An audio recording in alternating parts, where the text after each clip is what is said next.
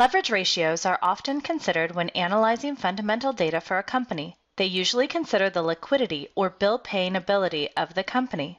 Low liquidity can be a signal of bankruptcy. Leverage ratios vary immensely across industries, so comparisons should be done to peers within the industry.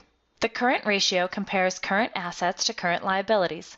Higher is better since it implies that there are more liquid assets on hand to cover upcoming debt or creditor payments, though a ratio that is too high might mean inefficient use of cash or credit. For example, a company that has $10 million in current assets and $5 million in current liabilities would have a current ratio of 2. A company with the same level of liabilities but only $5 million in current assets would have a current ratio of 1.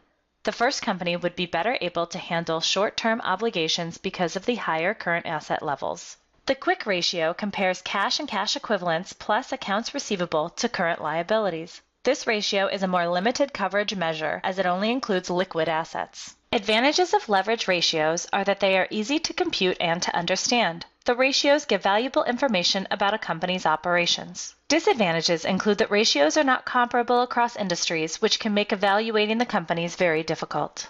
The general trend in a ratio over time is informative. Falling leverage ratios may imply that a company's liquidity is declining or may hold other information about a company's cash management and debt levels. Viewing the components of each ratio separately can be helpful as well. Is the current ratio falling because the current assets are declining, or are the current liabilities increasing?